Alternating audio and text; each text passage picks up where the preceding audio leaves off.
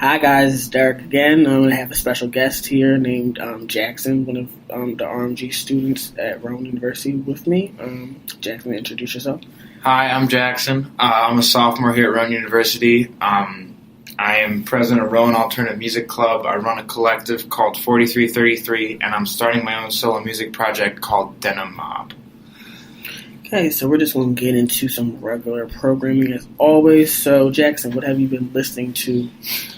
As of late, a lot of, let me check my actual thing, because mainly my main stuff that I listen to for inspiration, or I find that I pull the most from, artists like Michael Jackson, the 1975, Paul Simon, and Turnover. Mm-hmm. But I've been listening to really a whole bunch of stuff. The new MGMT album's really cool.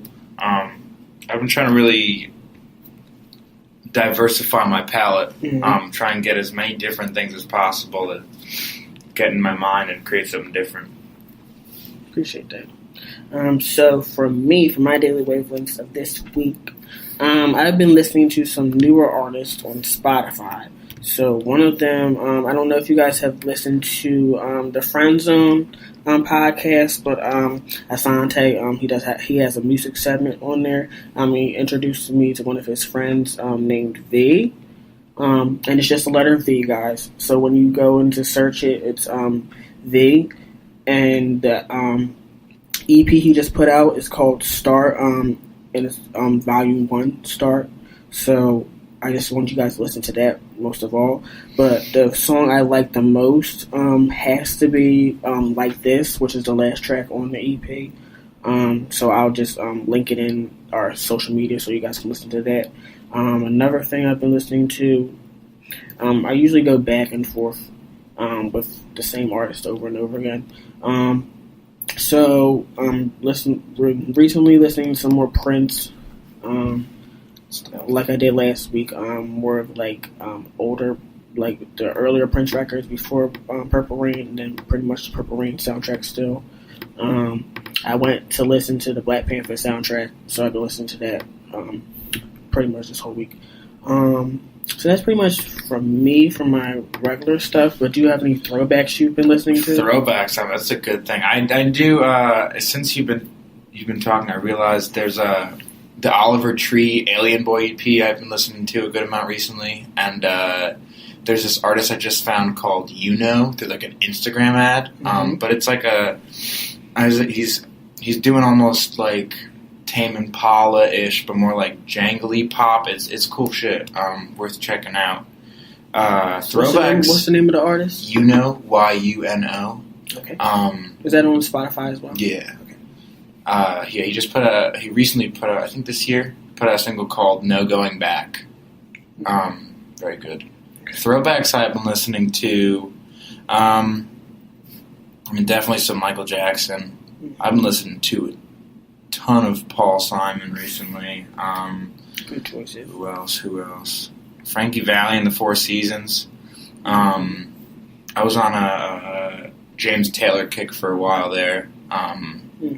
Fleetwood Mac kick for a while. Yeah, those are the most I've been listening to recently. Are the ones I've been listening to the most. So for me, for my throwbacks, I've been listening to the combination of old Genuine songs, in particular Pony the Classic, oh my God, it's my favorite song. It's my favorite song by him, but I forget what it is. It's off his Bachelor album. It's off the Bachelor album. I forget exactly what it is. I'll probably remember it at the end of the show. Then I've been listening to, I know I told you guys last week how, or at least 2 weeks ago, that me and Britt did a presentation in our class for Missy Elliott's Super Duper Fly. So I've been listening to that still this week. So that's pretty much about my throwbacks. So what we're going to get into now is some like interesting like hot topics in the music industry, something that's going on, or just what's going on in the world, period. So do you know about like the whole net neutrality situation and how the laws are being passed and stuff like that? Yeah. So I just wanted to talk about that, what you see. Yeah, net neutrality is Ajit Pai is kind of not really a cool guy. I mean, the whole idea itself of net neutrality, like the debate would be fine if it were going back and forth like a civilized discussion, but instead of that, a GPI posts videos pretty much mocking anyone who disagrees with them and jeering. So I'm not I could definitely do a bit more research on the actual subject itself, but my biggest opposition to this whole thing is a GPI, I'd say. Not a big fan of the guy. Yeah. So I'm on Yahoo Finance right now. So there's like an article about it. So this says Senator John Kennedy, who's a Republican of LA, I think is what it's saying, introduced legislation on Wednesday to prohibit internet providers from blocking or slowing content in an effort to restore some of the net neutrality rules repealed by the FCC in December. But it goes on to say, but activists say that his legislation, competing to a bill proposed in the House by Representative Marsha Blackburn, who is a Republican in Tennessee, falls short in providing a set of robust rules for the road for the internet. So it seems like some people are trying to figure out ways to try and balance it out. Yeah. But it's still interesting to see how things that we took for granted are now being taken away, and now like it's like a fight to keep what we already had. Yeah, it's also a very new concept. I mean, it was only like I believe 2 or 3 years ago that those regulations got put into place, and that doesn't make them any less important. But yeah, because Barack Obama passed the law for us to have net neutrality, so there was no like competition between companies that would stop or slow down a certain amount of people from learning stuff and stuff like that. Yeah, because really, what this is about is really taking the knowledge that the internet can provide us with, and kind of just like taking it off, so we only have certain things to learn from. Well, yeah, we have that, and it's the fact that the privacy will. I mean, internet providers will get to sell your history, your anything you do with the internet, basically to sell it to whomever they want, and there's nothing stopping them. Which is, I mean, I'm not doing anything illegal, but I still don't want random people knowing what I do. I mean, privacy is very important. It very is, and especially with this age of. Especially speaking on the music tip of it all, and the creativity aspect of artists using their creativity to create certain things and like make political statements in their music and stuff like that. That can hinder us with our creation of music. It can hinder us in the learning. Like you were influenced by older music, and I'm influenced by older music, so that kind of takes away some of the influence that could possibly change the direction in music, period. So if you take if net neutrality is taken away, it kind of dampens. Yeah, it's also, I wonder what its impact will have on consumption of music, like streaming and videos, and I mean not everything, but most consumption is completely digital, and most consumption now is streaming. And a lot of the whole net neutrality thing deals with speeds and being able to, if you don't have a higher plan, like the ability for networks to charge you more money to get faster internet is there. And so I wonder if people who can't necessarily afford the bigger plan will have any hindering on how they listen to music. I mean, if they can stream on the go, if they have to like download it all, what the price is definitely going to hike up. Yeah, which it's concerning for royalties at that point too. Royalties too. And there's still processes for that to make sure that people are getting paid the correct way. Yeah. And then like I did last podcast, I was talking about like some of the acts passed that would help like producers get credits on their work and engineers get credit for their work. So that's like some things that are being implemented now to help with this like whole thing. Yeah. But you never know.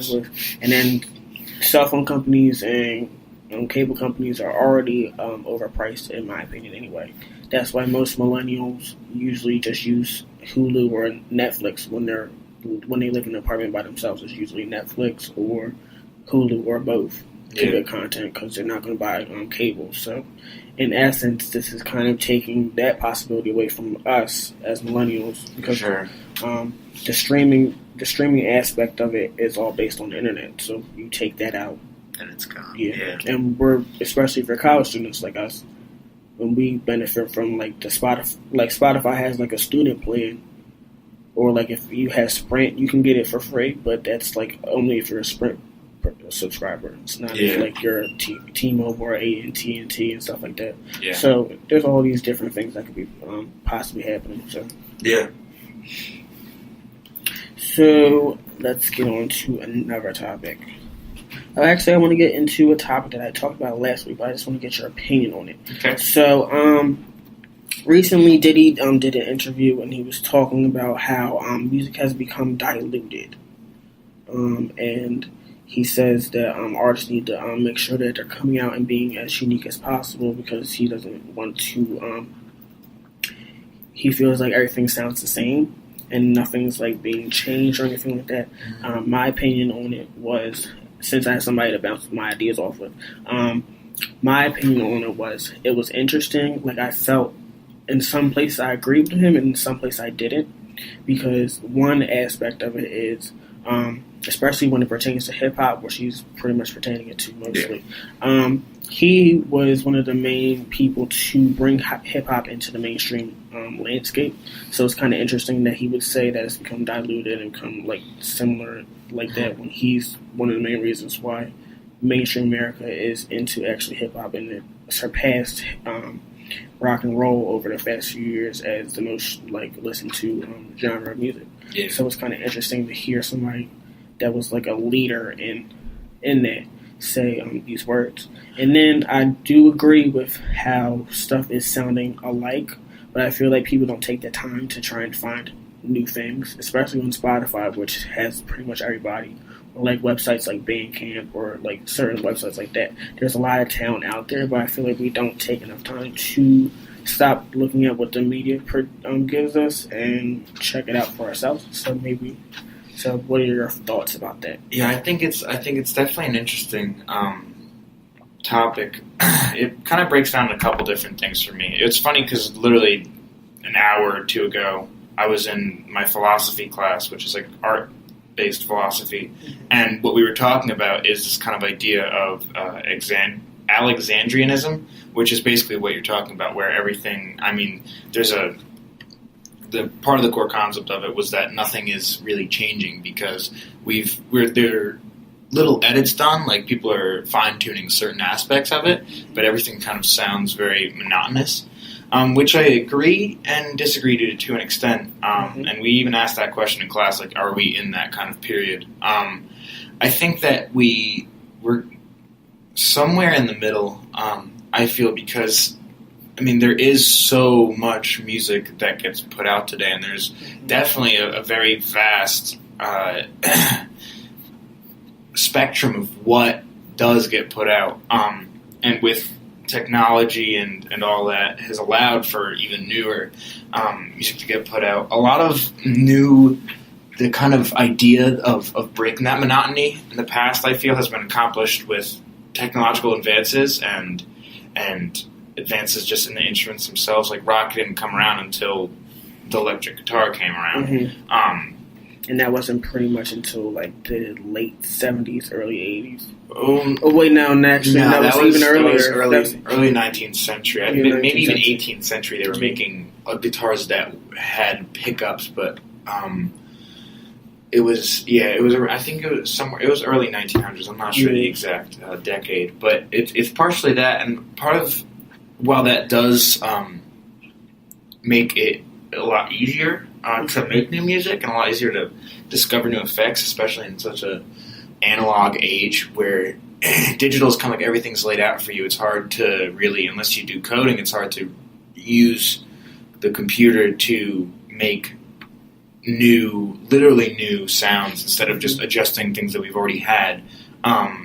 I think that the fact that it also is so easy might hinder it because and this might not be hindering, but so many people can make music now just on your laptop, which isn't necessarily a bad thing, but I believe that does saturate the market for all these things so much that, people can follow instead of, because it's so easy and it's so inexpensive to do, you don't need to, it's not maybe forcing you to try and stand out of the box. And there are plenty of people who do stand out of the box. So I think that he's relatively right. I do think we need to, at some point within the next 10 to 20 years, there needs to be some kind of move or pivot in sound, or something new needs to come around that kind of changes or adds a new element to how music is created or what music is created. But at the same time, I think that we do have a very diverse sort of spectrum to look at in terms of music right now. So it seems like we pretty much agree much about the whole situation. Yeah. And like I said before with what I presented, I feel like we just need to stop just letting people give us ideas what is good music to us by just looking at what the media portrays as good music. We need to look and find what actually speaks to us. Yeah. Because there's a lot of artists on Spotify that we don't know yet Oh, that are pretty, quite frankly, some of them are probably more talented than people that are portrayed on media so frequently. That don't get enough shine, and it's only because they're independent and they don't have the backing or the distribution that these other artists that had a chance to become more popular just based off of their team and stuff like that.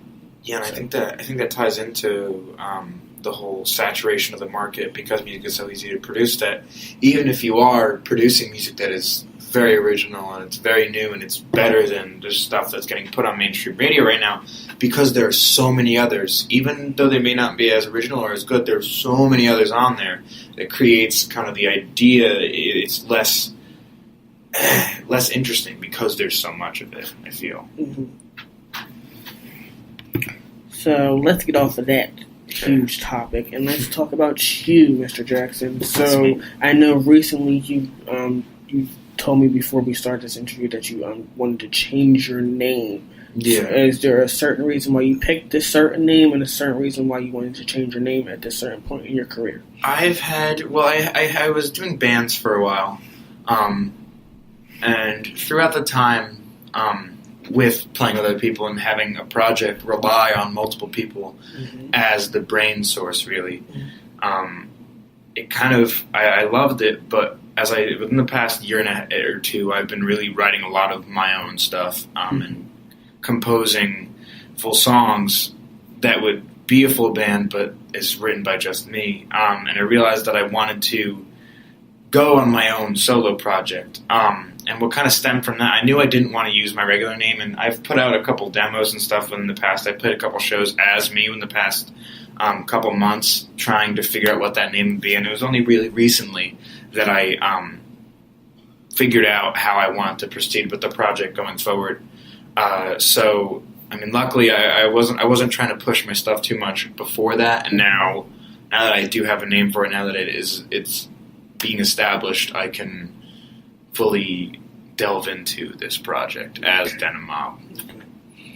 At this point, do you have a certain either genre or of something that you want to address for this album, and what do you have a name for this album yet? I do not have I don't even have an album yet. I definitely have enough songs to put out an album, but there won't be an album for at least a year, maybe two. It'll mainly focus on building a fan base through smaller things, because it's so tedious and it's a lot of work to create a full album. So I'm thinking I should pare that down as I start out. Could you please reiterate the question? Oh, yeah. So I said, so you answered one of the questions. So I answered one part of it. Yes. So I asked you, you said you don't have a name for it yet.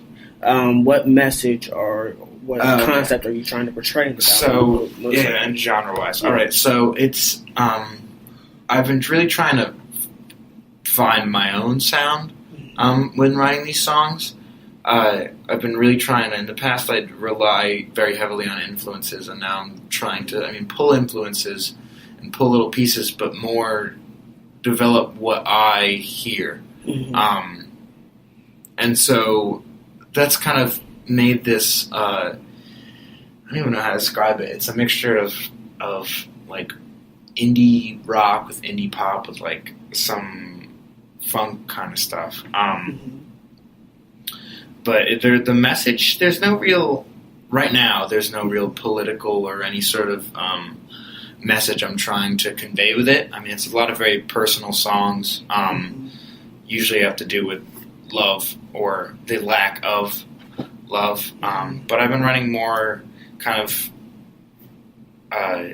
personal feelings, more of how I am in a certain time, or how I feel, or what's going on in my life at the time, in more of a broad concept kind of way. So that's where I've been at recently with that. All right.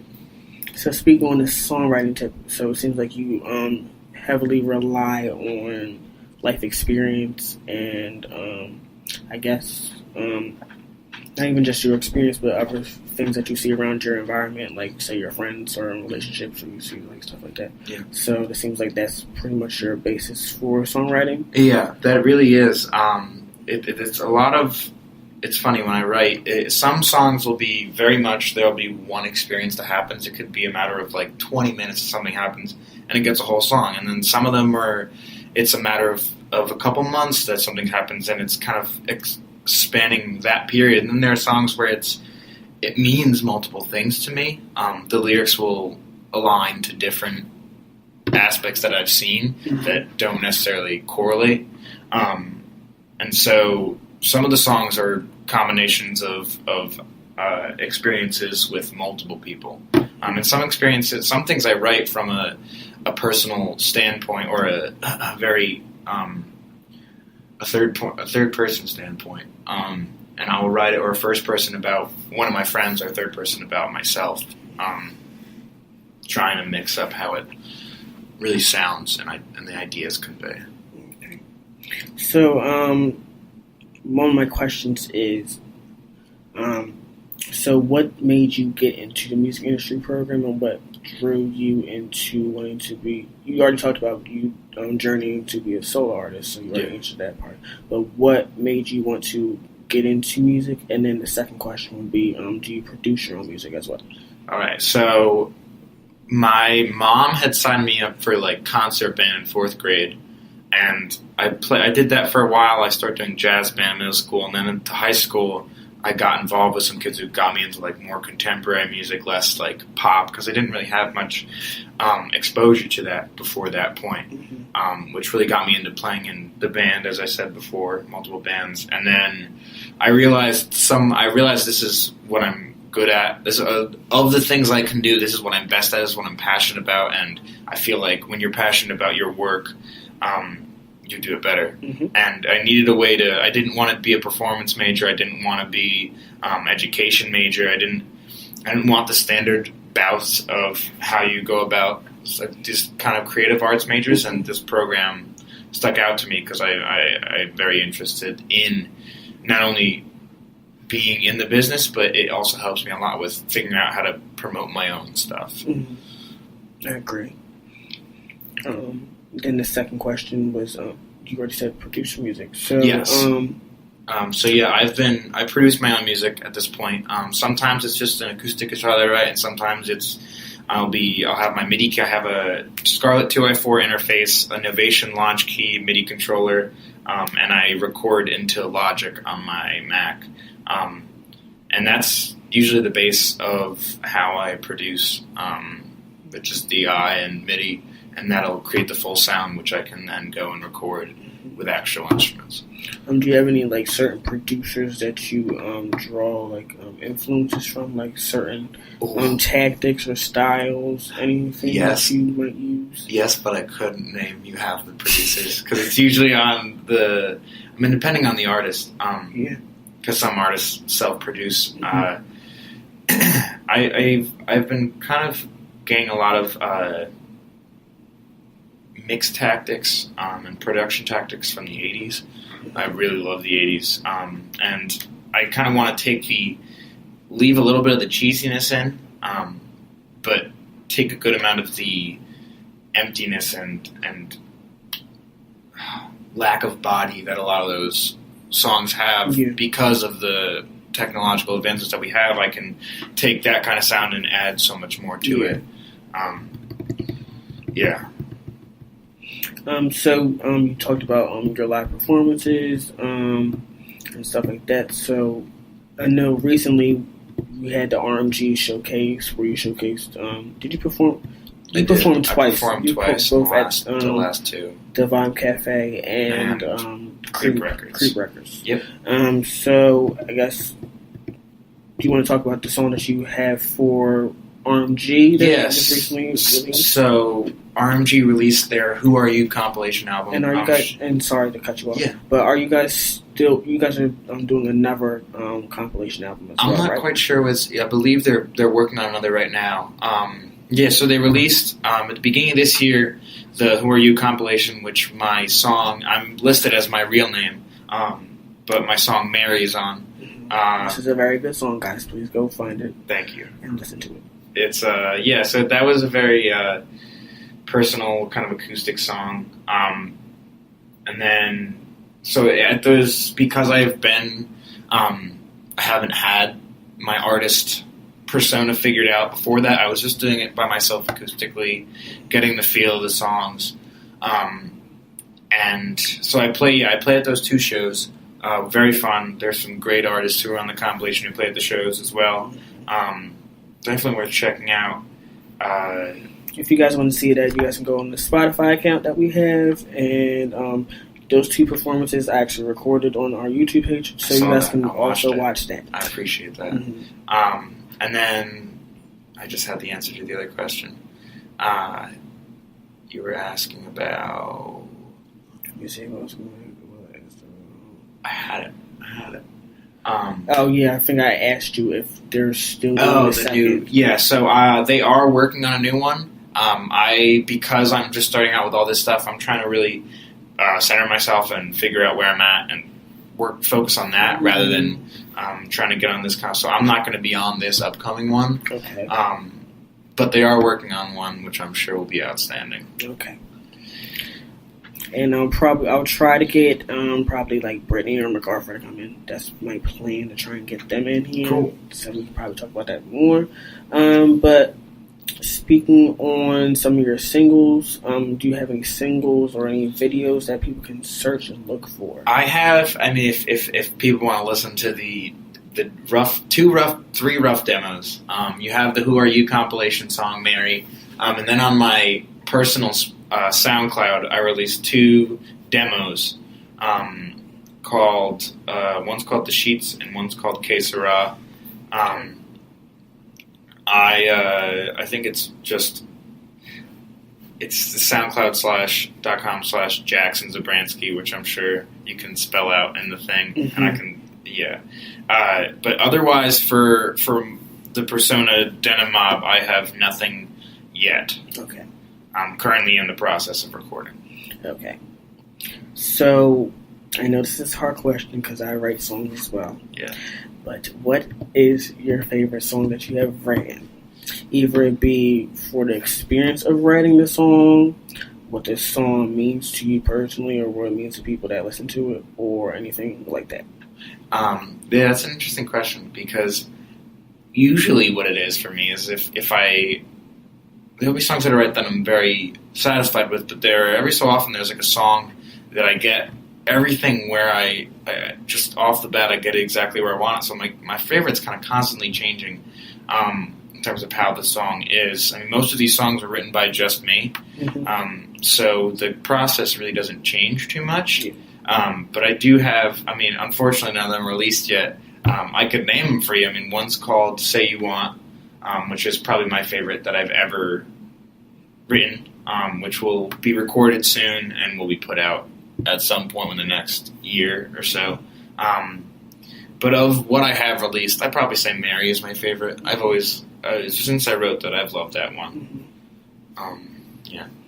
I like some of the like how you have Mary and then Mary Me, like certain aspects of that. I like doing the internal rhymes and the. That's funny you point that out because I was literally thinking about that this morning when I was practicing one of my songs. I like palindromes. I think that's what it is. Maybe palindromes we can spell backwards using I forget what they're called, but words that sound the same. Yeah, I feel like that are spelled differently and have different meanings. Is it homonyms? Back to back? Is it homonyms? I think you're right. I think it's homonyms. Homonym. I think it's homonyms. It's not even working right now, but yeah, somewhere like that. I like incorporating those. A couple of I've found that in a couple of the artists I really enjoy. Yeah, you're right. It's homonym. Okay. They kind of do that. So I've definitely.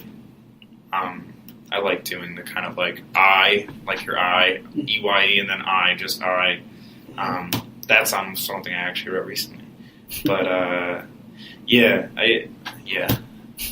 that's that. So, as we are both college students and both in the same program, I know that we both need internships and stuff like that. So, have you recently done any internships, and do you currently work in a certain job that is more industry-based or not?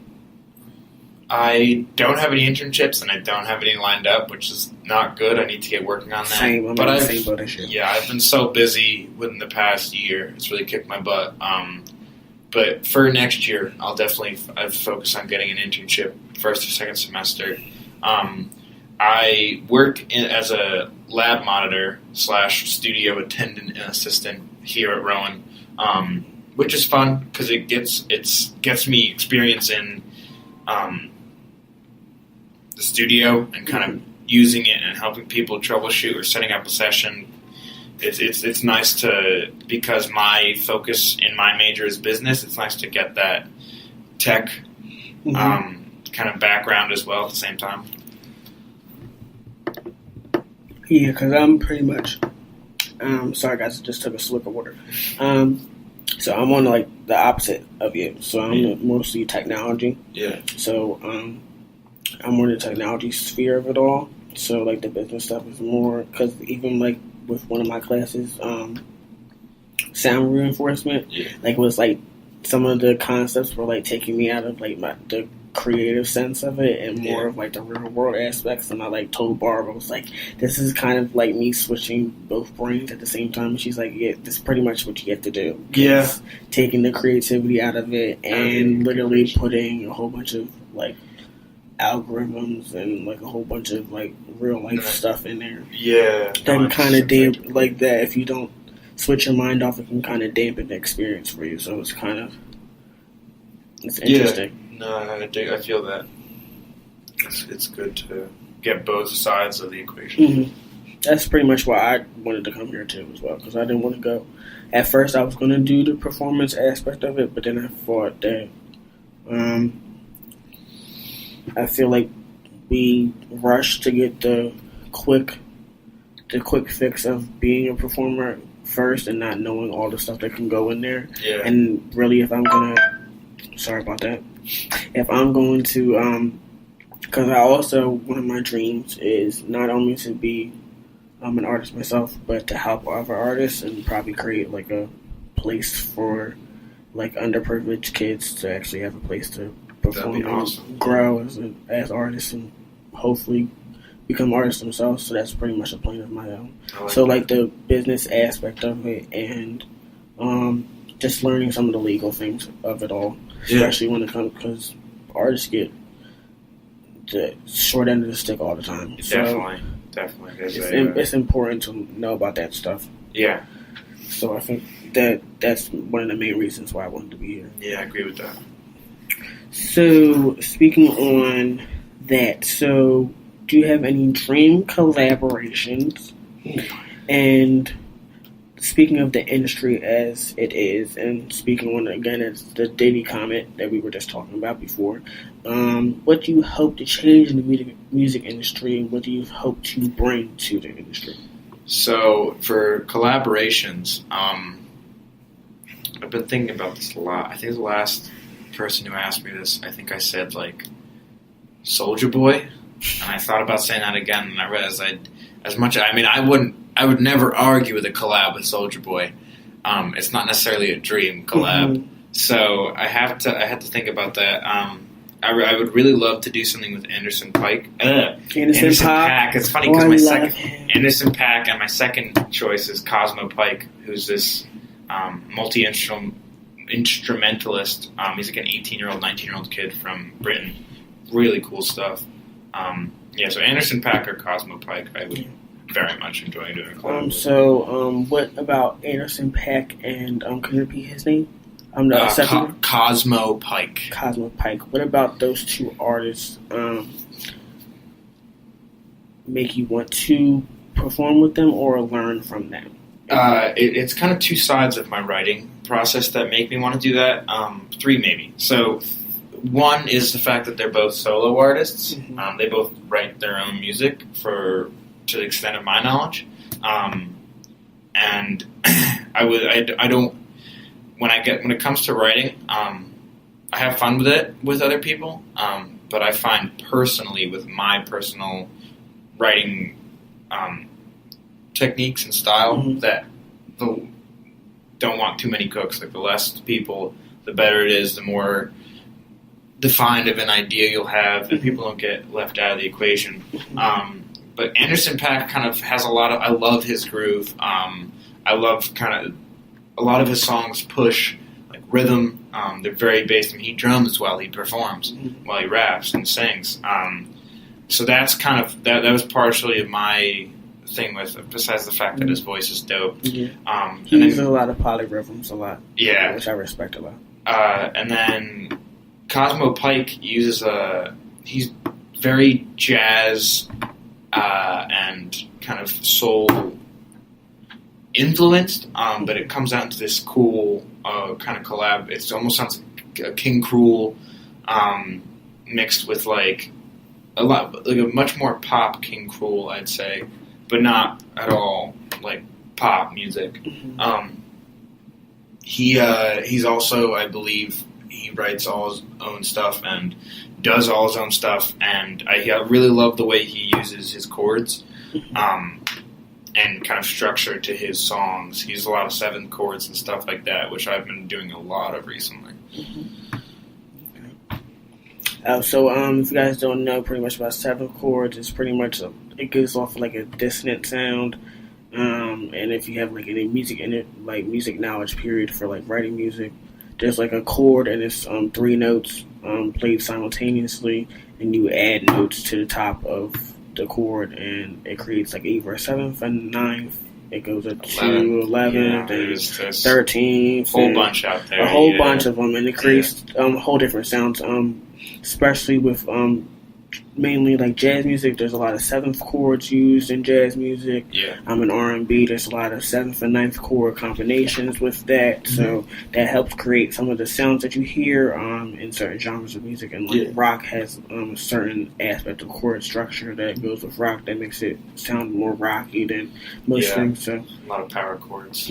I just learned that from songwriting stuff and just going through music over my life. So just wanted to give you guys that if you guys aren't like knowledgeable about that. Yeah, and I believe the other question you asked me was on what would I like to change in the music industry. I don't know if I can personally bring this change myself, but the change I wish to see is the freemium model of streaming getting removed, especially because Spotify just went public and is being publicly traded. They are, from what I remember, from what I've read, they haven't been making a lot of money over the past couple of years. They've been mostly breaking even. But I feel that with the freemium model removed, it also comes to my second thing I'd like to see, which is reforms for royalties and streaming. So with people actually paying instead of watching ads, which is a decent amount of Spotify's user base, people will... We can afford to pay... money to everyone who should be getting money for the streaming. They can get more, especially the artist. I definitely agree with you on that.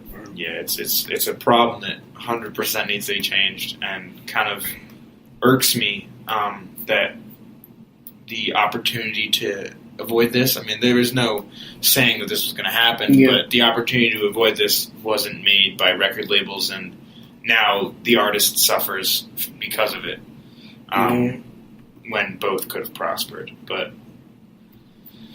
hopefully that will change relatively soon.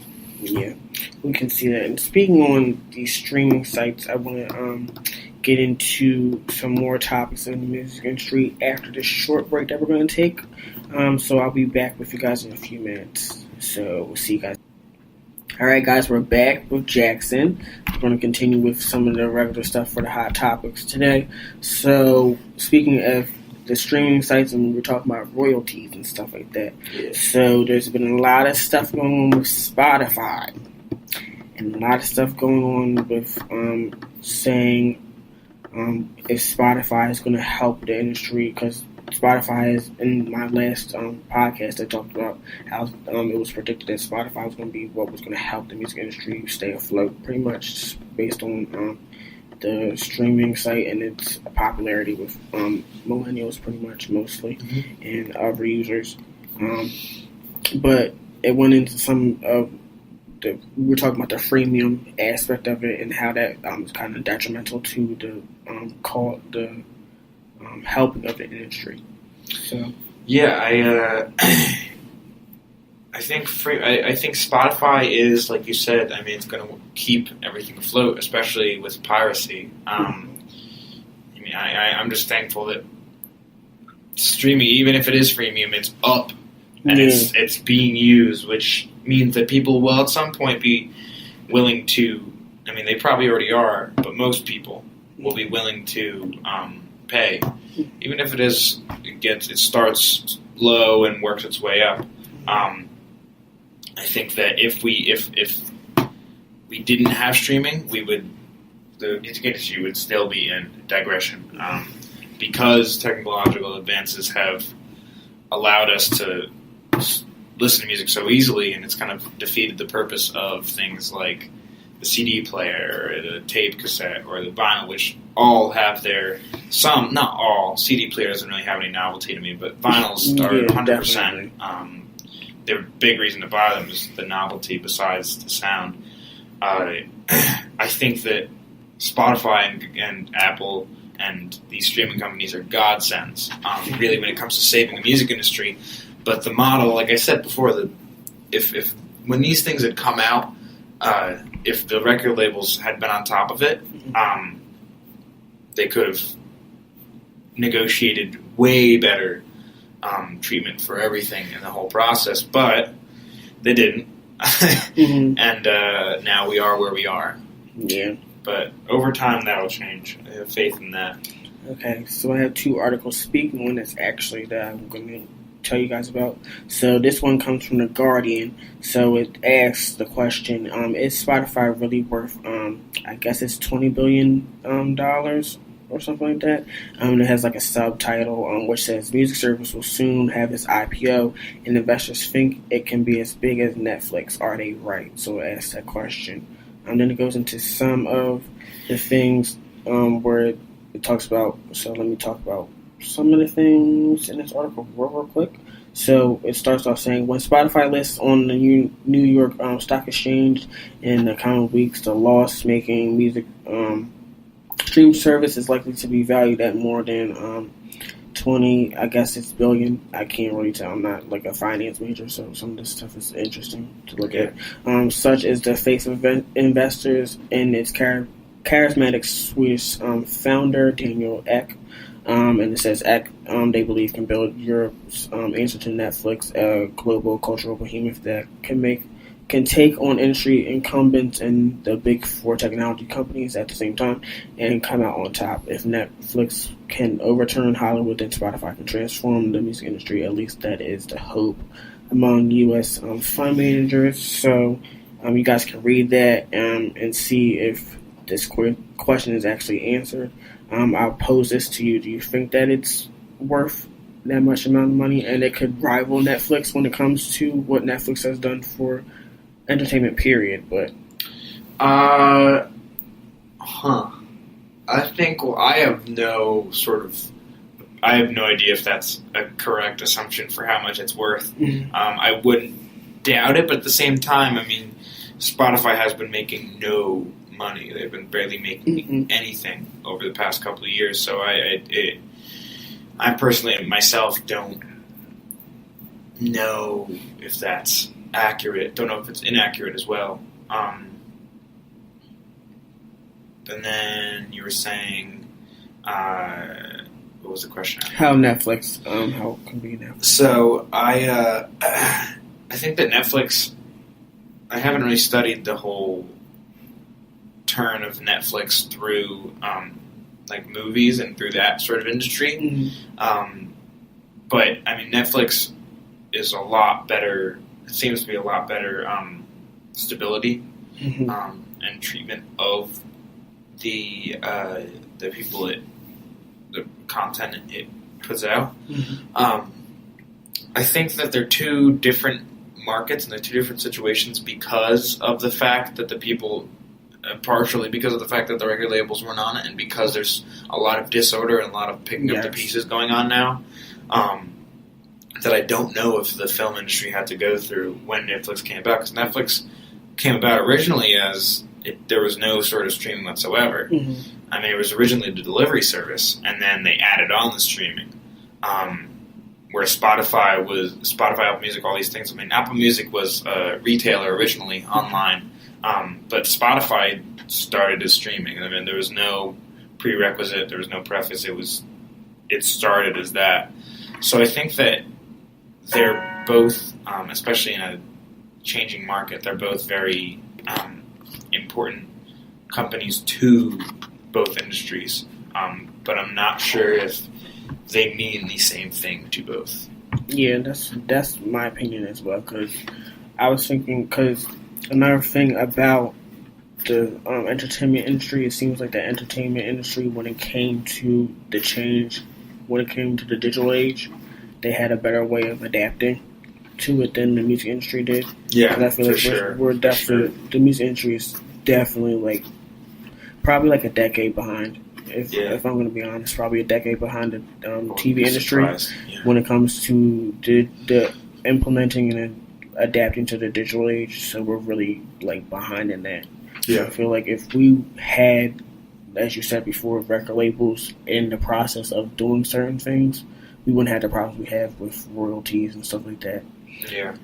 And speaking on royalties, there's an article that similar to the article that I was just talking about, but it's on Rolling Stone, and it says, as Spotify prepares to go public, music industry is divided on royalties. So it says on the subtitle, "I've lost half of my income because of these clever fellas," says David Crosby. "I used to make money off my records, but now I don't make any."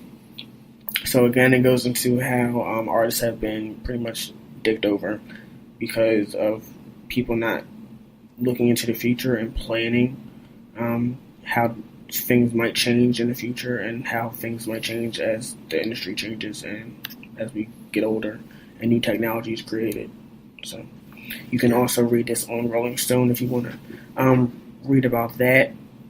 So I think that's all. I always like to ask artists and speak about certain stuff when it comes to streaming, because streaming is pretty much is what more promoted than anything, because music videos, people don't really care about music videos like that anymore, to be honest. I do, because I love the art of music video, because I feel like it illustrates the point of the song better than just listening to it on the song.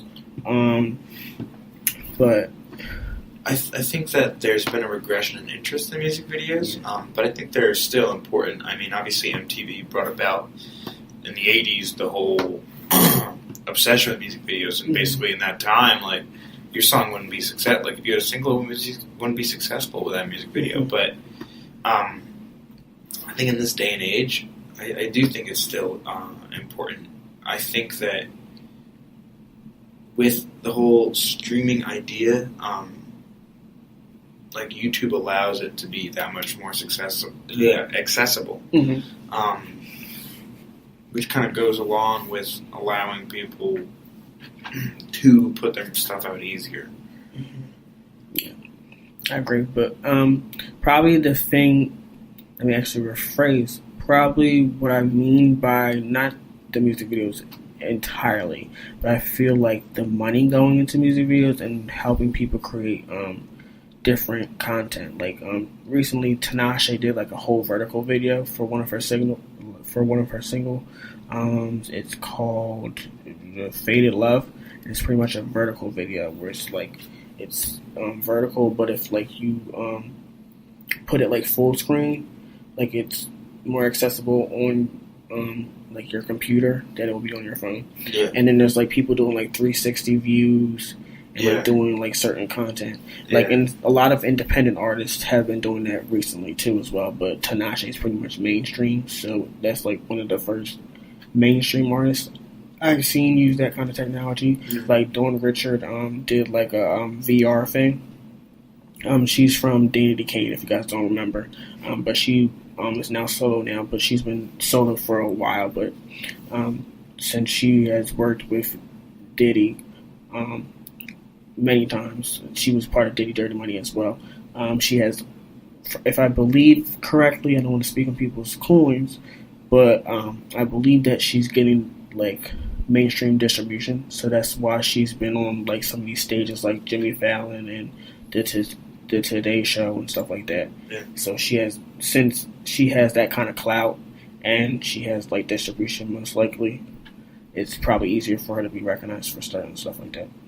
So that's pretty much what I'm talking about. Like the artistic aspect of it kind of is lost. I feel that. I mean, it's all kind of, when you get to artists of that extent, you lose, I feel, a lot of the creative process from the artists themselves. I mean, depending on what artist it is, some still have complete creative control, some have, like, none.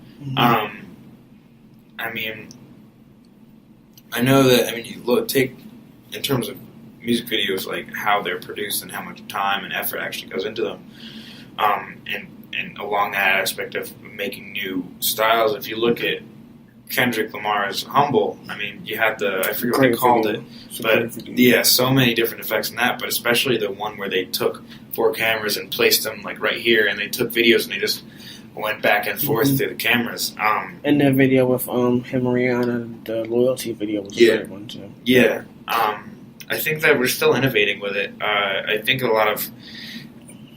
think some songs don't require music videos, but they get made anyway, just because it's money, it's content to put out, which I don't argue with, because I completely understand the idea of you want more stuff to put out. But I don't necessarily think that some of the music videos that are put out have any sort of meaning to the song, have any sort of meaning to the artist. A lot of them can just generally be like, this is a performance video and this is how the label wants to do it. And that usually clearly shows. Yeah. So getting on to some more stuff. So I know I've recently been forgetting about this, guys, but I want to talk about the charts. So like the Hot 100. So I want to talk about that with you. Talk about some of the artists that are on here, because you might be a little bit familiar. Some artists I might not know, you might be familiar with them. So I'm going to start with Hot 100, as I said before. So what has been on number 1 for the last week is God's Plan, which is Drake, of course, which is a good song. I like that song. Did you see the video for it? I did. Yeah, that was a great. That was, I think, a great move. It was a great move. I really appreciated that. At first I gave it a side eye because I thought it was just like something just to say something on there. But like when it came to like seeing the actual families, and seeing the kids' faces and stuff like that melted my heart. Yeah, one thing I find interesting about Drake, disregarding the actual video, but just in terms of his music, is that he really, since he became what was it called? Take Care? What was one with the motto? I think it was Take Care. Yeah. Since like around that period, since he really started gaining some traction, I mean, his music really, it's changed from more rap to more R&B influenced, but in the past couple of years, I mean, his stuff really hasn't changed drastically. There's no new real move. It's been pretty monotonous, but he still managed to pump out hits that I can't argue with their quality. I mean, they're great songs, and he could still manage to. I don't know if part of the success of this is due to the fact that, I mean, it's a great song and it bumps, but I could have seen that song in the past 2 albums being put out by him, and I wouldn't have batted an eye at it thinking, oh, wow, this is a new move for him. Mm-hmm. So I think part of that is just because the production quality is great, and part of it's maybe on this song is because the video was so kind of revolutionary in its idea. Yes, I respect that a lot. Then we have for number 2 on this chart, is Psycho, Post Malone featuring Ty Dolla $ign. I haven't listened to the song. I'm not really a fan of Post Malone. Not either. So I don't really know about that song, to be honest, guys. So if you guys have any, please comment down below. Probably DM me on my Instagram or the Instagram that we have, which is my personal is d.writa, which stands for D Writer. And then our Millennial Tones one is Welcome to the Wavelength. So it's Welcome to the Wavelength with no spaces. To message me on our Instagram page for the podcast. Then we have Perfect, the single version, not the one with Beyonce. That's at number 3, but it's gone down from its spot at number 2 for the last 2 weeks. I love that song as well. I always go back and forth between if I like the one with Beyonce more or if I like just the one with just Ed Sheeran singing. So it's a toss up for me, but I like the song, period. Then we have Finesse with Bruno Mars and Cardi B, which is a good song. That's down as well. It used to be at number 3, but it's now at number 4, so that's going down. Havana is on this chart still. Surprisingly, I wasn't expecting that. It went down from number 4 last week, so pretty much from number 3 to number 6, it's going down 1 spot from where it's been previously, which is interesting. And then for number 6 on here, it's Look Alive, Black Boy JB featuring Drake. I don't know if you heard that song. Heard that one, yeah. Haven't heard the song either. Some of these people I need to actually look at. I haven't listened to top. Yeah, I don't listen to too much top 100, top 10. Yeah. So in number 7, which is Meant to Be by BB Rexa and Florida Georgia Line. I do know who BB Rexa is. I know who these artists are. Just I haven't heard these songs. That's the thing. I'm not the biggest Florida Georgia Line fan. Yeah. I understand the appeal. Mm-hmm. I just personally don't. I don't mess with it. Yeah. Then we have Rockstar, Post Malone again with 21 Savage. That's at number 8. And I'm happy to see that these last two songs are on this chart. Kendrick Lamar, All the Stars is at number 10. And then at number 9 is Pray For Me, The Weeknd, and Kendrick Lamar. And these two songs are both from the Black Panther soundtrack album. Did you get a chance to actually see that movie? I did not yet, and I've been meaning to. It's such a good movie. I'm so busy. Yeah, no, I really want to see it, and we just talked about that in that class I was talking about. I probably over break, I'll end up watching it. It was really good. I cried at the end of the movie, to be honest. Is that first, that number 9 Kendrick song, is that the one with the Future's verse where he basically does Slava My Knob? Is that same song? I don't Pray For Me. King's Dead, that's what I was thinking. Yes, King's Dead. King's Dead, yeah. That's fine. Yeah, no, Kendrick is very relevant, and I don't see him going away soon. Yeah. I don't know if you actually saw the video for All the Stars. No. You need to see it. It's visually stimulating. It's very relevant to what the album is about, which is African culture in Wakanda and stuff like that. So it's very interesting like that. So I think you would enjoy it. Yeah, I'll definitely check it out. So what was I going to say? Just lost my train of thought. We were talking about top. We were at the top 10. We hit. Okay. All right, I'm back. Okay, so what I was going to say. Speaking of Black Panther and Marvel, are you a Marvel fan as well? I've been watching the Marvel movies as they come out.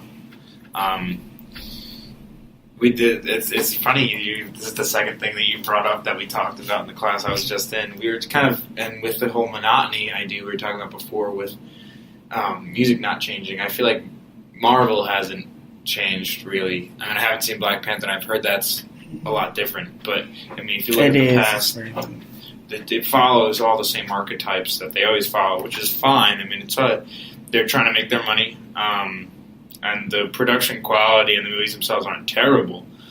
But I do think that Marvel has not switched up at all. I mean, the movies are still entertaining, but they're all the same, pretty much. But again, I'm excited to see the new Avengers movie.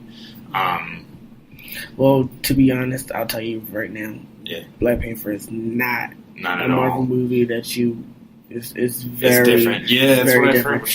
I'm excited to check that one out. People compare it to what Iron Man, the first Iron Man did for Marvel. Yeah. It's compared to that. But, that's sick. Yeah, so I definitely want to watch that soon. And in my opinion, it's better than the Iron Man movie. But that's just possible, yeah. I'll watch it and I'll let you know what I think. Just let me know. We'll talk about it later. Yeah. So I think I'm done. So I guess... Since we're both college students, I like to talk, and we're both in this industry. I guess we can talk about like a day in the life of us. Like I'll start off with talking about some of the stuff we were doing, especially with our class that we both have, our intro to performance class. I've been talking about how we've been having our set list together, and we have certain songs we have to perform together and all this other stuff.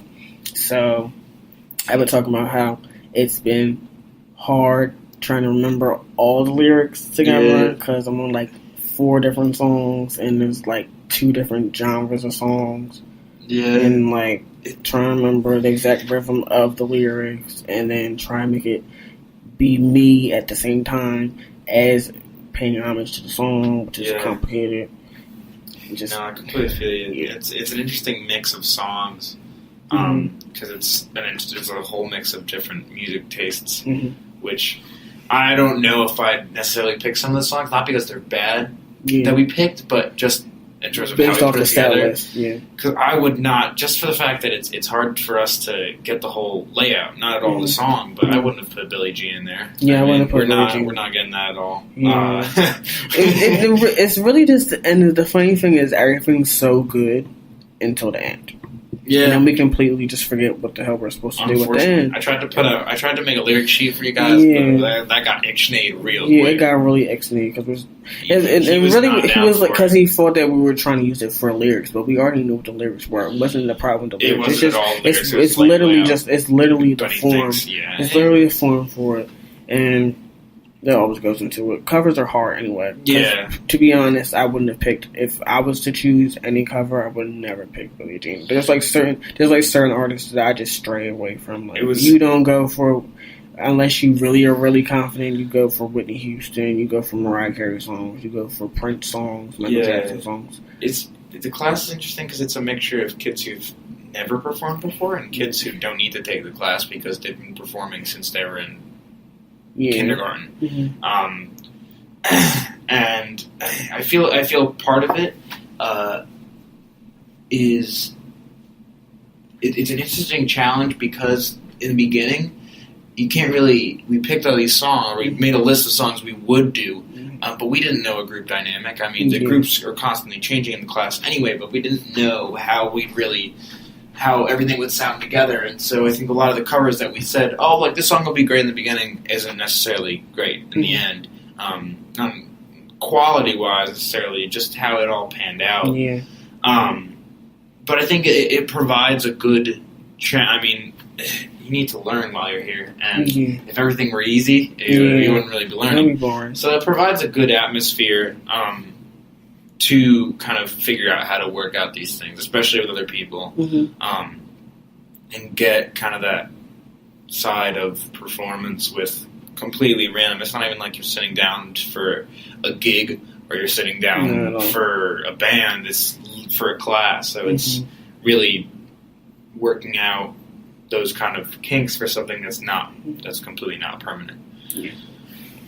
And I feel like it's probably easier for me to get into the concept of it than most because, and especially for you, because like you said before, you worked with bands pretty much before you started doing solo content. So you're used to being around other people, around different people's personalities when it comes to creating art and stuff like that. And then me, I was in a musical. I used to be in a band as well, so I'm used to that kind of stuff. So it's interesting seeing people that have never done it, and then pretty much them being pushed to do it instead of actually wanting to do it. It's kind of interesting. Yeah. But for a lot of the stuff, at least with the people that I'm with, it seems like it's really pushing them out of their comfort zones. It's really helping them out. So for me, it's interesting to see people break out of their shells and. It's kind of good to look at. I mean, those courses where it's kind of iffy. Mm-hmm. I always try to look at that as a learning experience. Mm-hmm. Like, what can I? If this is a shitty experience, which I don't think the class is shitty by any means. I think it's fun, actually. Yeah, I know. This is one of my. I'm glad because it's like our 8 p.m.s on Tuesdays and Thursdays. So my last class of the week is that class. It's. I don't have to do any homework for it. I mean, I'm prepared. So it's I have a fun time, but situations that are less than optimal, I find to kind of figure out what you learned instead of focusing on how it's shitty is a lot more productive. Makes the class a little bit more enjoyable. I find that way too. And then we both talked about internships. I still need to get an internship. Of course, I've been trying to get one. Yeah. I still need to talk to Matt, so I need to talk to Matt as soon as possible. Yeah, I haven't applied yet. I haven't even looked. Yeah. Did you do the capstone stuff yet too? Nah, but the cool thing about that is anything that I would do for my capstone is something that I've already been working on, or something I already have the idea for, or I have the platform to do it on. I mean, I believe you have to do 2. I don't know how. You have to do 2. 2, yeah. So probably one of them will be an EP or an album or something through my solo project, and then one of the other projects will be some sort of project with my collective, which I'll use. So that I'm actually really looking forward to. I'm looking forward to the internships. It's just a matter you got to apply. You got to look up the right one. And see if they'll accept you. Yeah. At the end of the day, then you got to find out like 50,000 backup internships to make sure that you get one. Unfortunately. Yeah. So, and speaking of capstone, like I just talked to Matt recently because I didn't know exactly, because I knew most people did like albums and stuff like that, but I was like, I might as well just ask if me and Brittany can do this podcast as our capstone, so it works. So it's now pretty cool. so now we can do that, so I don't have to worry about that. That's one less thing to stress about, because I'm pretty much trying to graduate next year. That's like next year. Yes. Oh. And like fall semester, I'm probably gonna die. Because you're overloading yourself in classes. Because I put 17 credits up there.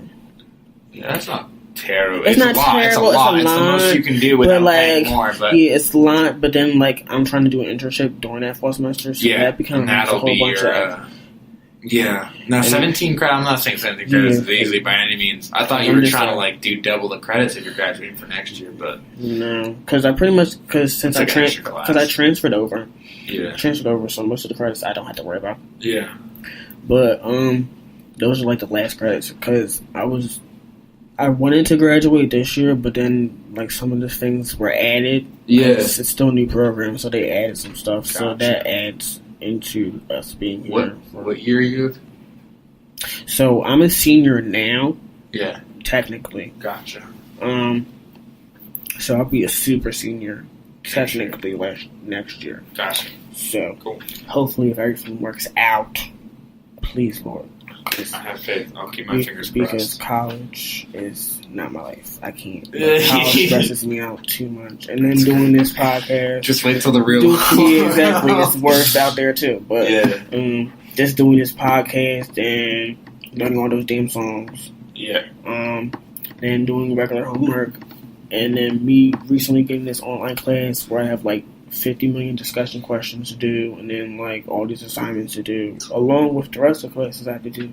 And with our sound reinforcement class, you have to do like venue visits and then write about that. So that takes a lot of time. And some of that time is usually like at least 5 hours to do. Then you gotta stay for a whole show. Yeah. So it's a lot of time. Welcome to college life. Hey, Hopefully it'll work out in the end. It'll be worth it. Exactly. So getting back into you, Jackson, because I want to end with you. So speaking as the two collectives that you have started, I know you've been I know. Which one are you working with Jace? So one of them's a club through school and one of them's a collective. So the thing I work on with Jace is 4333, which is the collective, which we do live sessions. Every so often we make like a little mini zine. We do interviews. We're starting to work with some kind of like local artists and help them kind of try and further what they're doing. So that's that. Mm-hmm. And the other thing is Rowan Alternative Music Club, which is a new club on campus. Got started last year, and I took the reins as president for this year. And that's basically the goal of that club is to start a music scene here in Glassboro, so we can actually have shows. Because before these past couple of years, I mean, there were definitely shows, but it was very minimal. I mean, even my first year, last year here, there was only like one show or two shows I really saw. And so now we're trying to really expand that. We're also trying to give a place where people can be passionate about music, to find new music, to show people new music, to just talk about it, to find other musicians if you are a musician. Mm-hmm. So we're trying to, I think, especially with the introduction of our major 2-3 years ago, I think. Yeah. It's a pretty new it's major. New. It was the year before I came here was when it started. And just that idea, I think that coming here definitely helped to establish or to get these things started, because there's such an influx of kids who are into the music and interested in building the actual scene. Forgive me if I forgot, but did you perform at the recent Battle of the Bands thing? I did, but I didn't compete. Okay. Because I'm actually on e-board as president of Rowan Alt, we co-sponsored the event, and I couldn't compete in it because I was an e-board. But that's probably why I thought that she performed. Yeah, my friend Devin Dyer hooked it up, and she she's the best. She suggested me and Jace play. They needed spots to fill in while they counted votes for for fan favorite. So they needed 10 minutes of music, so we played 10 minutes of music, which was fun. It was a good time. And Battle of the Bands for us guys is what we do to see who will be one of the headliners for the act that we get.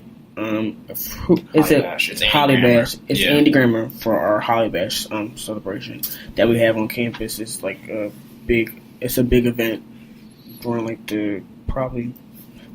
mid-spring? It's late spring. Yeah, it's end of April. It's April 20th. Yeah. So that's what Battle Bands is pretty much for. And I was going to talk to you about one of my things with the Battle of the Bands, because there was artists that I thought would be interesting to be actually on there, but since it's a band thing, I feel like that deters a lot of artists and a lot of different people being on the stage, so I feel like that kind of deters people because of the name. Yeah, I think that, I don't like being exclusive necessarily, but I do think there's a certain setting that needs to be there. It is Battle of the Band, so it needs to be a band. I think that solo artists who are in that context, like Soph and Tyler Sarfer, who are both, they're both... They're great. They're both on RMG, they're both on the Who Are You compilation. Forgive me if I forgot anyone, I think they're the only two who were on that. But they're solo artists, and they performed with... Soph only performed with one other person, which constitutes a band. It's more than one person. But and Tyler played with 3 other people. So I think that you're probably right. The name itself might deter people who are solo acts, but I hope not. And I think that some solo acts, if you don't have a band, it's not really the proper setting to be competing in. Yeah, I just feel it would be great to actually have maybe not you can still have the battle of bands, but probably have another venue or competition. Yeah, I think it has different genres instead of just pretty much just a whole pop rock, indie rock. I think that would be a good idea to get an event on campus. That I know they had like a battle of the DJs earlier this year, but I think that there should be some. I don't know what to name it. There should be some kind of event that allows kids who are like just artists who either self-produce or don't self-produce, whatever, but they're just themselves on stage to get an opportunity to like compete in something. I think would be a good idea. Just to get this, I guess, differentiation of it, and I guess it brings more. For Holly Bash, it'll probably bring more people to Holly Bash and bring more money into your university. You know, you always got trying to find a way to do something creative and make it business as well. So the adults in the building will be happy about it. So that's just my idea about it. But, it's a good idea. So we talked about the collective. Do we have anything else we can talk about? We talked about some of the crazy stuff we had to deal with as being college students.